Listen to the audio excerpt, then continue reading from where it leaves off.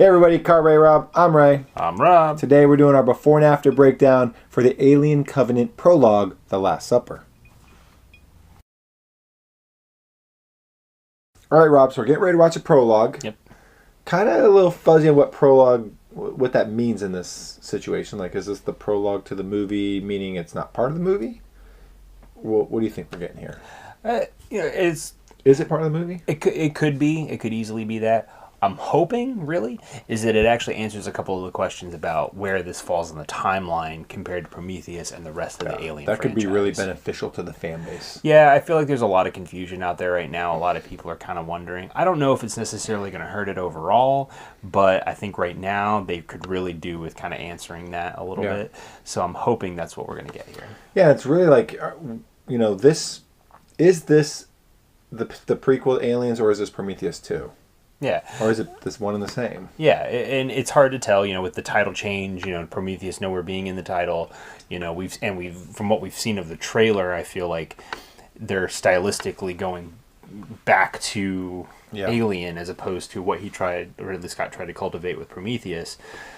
So really, I think we're getting the Alien prequel. That's really what it seems to me. I mean, you saw like a legitimate xenomorph in that first trailer, and we didn't get that at all in Prometheus. So I think Ridley Scott is definitely giving us that Alien prequel. So if he does, is that going to get you back on board? Because you're a big Alien fan. Oh yeah, no, I'm a huge Alien fan. I was not a huge Prometheus fan. Yeah, not a lot of people were. It's really just muddled. It was a muddled mess, and so I think so. I was excited by what I saw in that first trailer. I'm hoping that this prologue can continue that. I know we weren't reviewing stuff when the first trailer was released, so we didn't really get to talk about it. So I'm excited to get to talk about it today. Yeah. Well, let's watch this prologue. Hopefully it takes us one step closer to figuring out what we're getting here. Yeah, that'll be really great.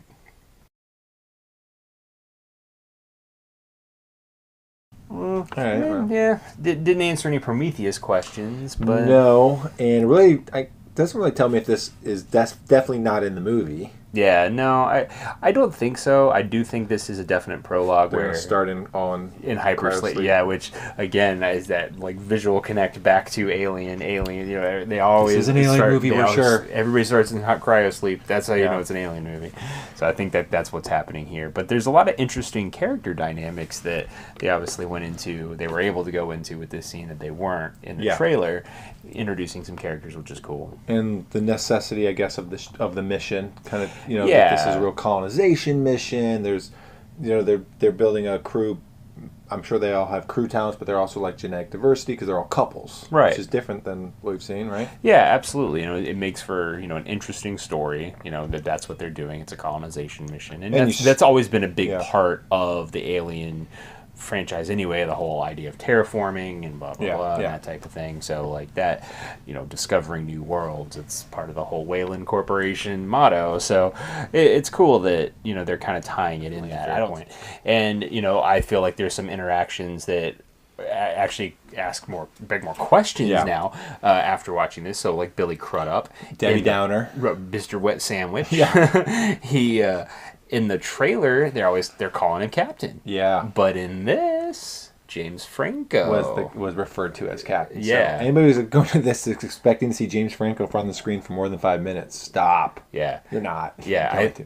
This was probably his role in the movie, and that's it. Right. Yeah. I feel like he's going to be very short-lived in this. He's already sick and like going into cryo sleep sick. He's going to wake up sick.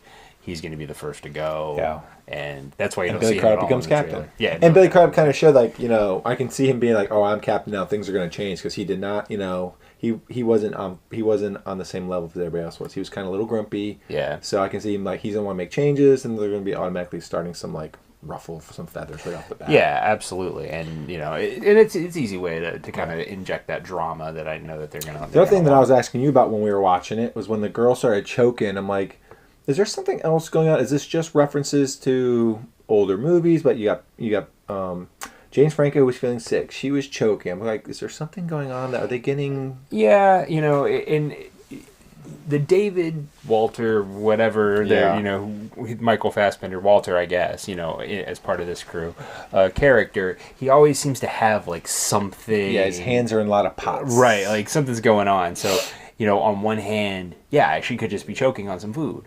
Two, he could know something and like saved her from something, whatever, so his cover of wrong windpipe, like maybe he knows something more is going on there. Right. But you're right, it definitely still visually recalls back to Aliens when Kane was, having dinner in the first chest burster.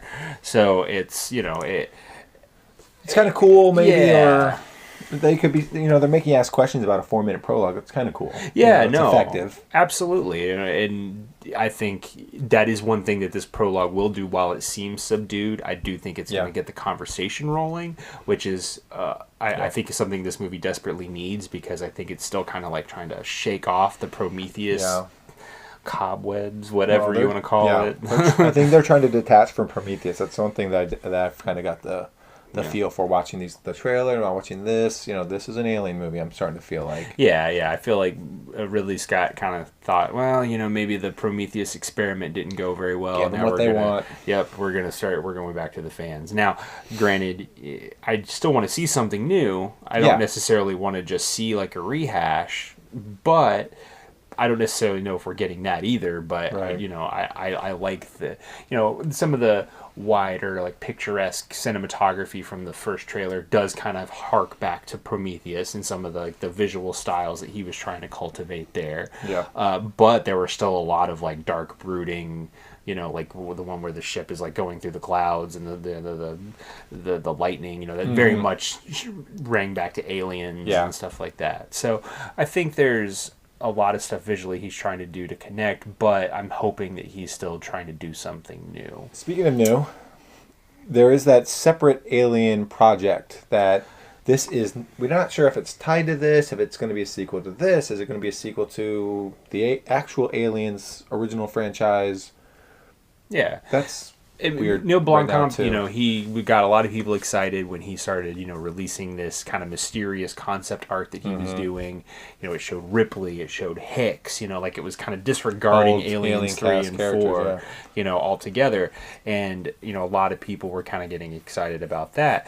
Well, from what I understand, a couple years back, as this project, Alien Covenant, was ramping up, with I guess Ridley Scott, who is now, I guess, producing that project as well, asked Neil Blomkamp to put it on hold. Which is weird. Yeah, to do this.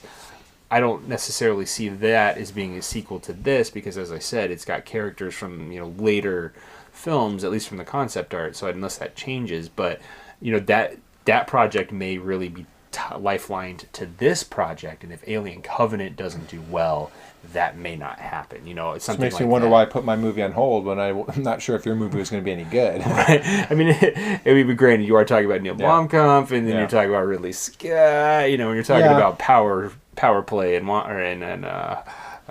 Hollywood, I think Ridley Scott's got the upper hand on that one.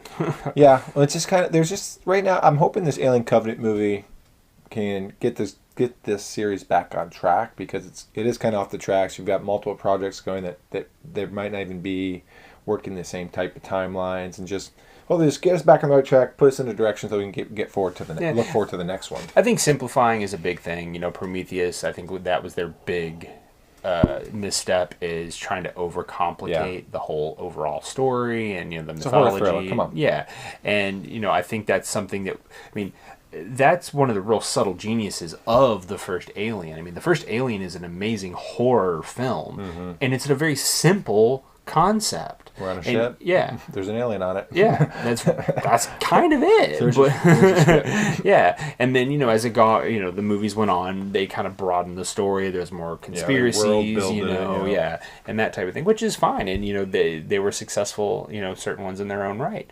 So but I think Prometheus, really kind of beat this mythology over the head, where it's like, there's these architects and blah blah blah. That's not what was interesting. No, it wasn't that world building storyline that people fell in love with. Yeah, and I think that was kind of the thing, is that people just didn't connect to that, and I think that's probably why they're kind of moving further away from that.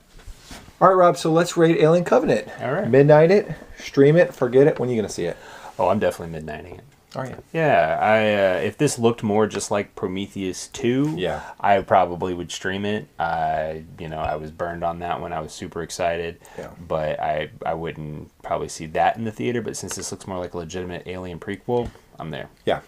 I'm going to probably midnight it too. I like that right now there's still some unanswered questions. Yeah. I like that they're just throwing nibbles at us. So they're keeping me intrigued.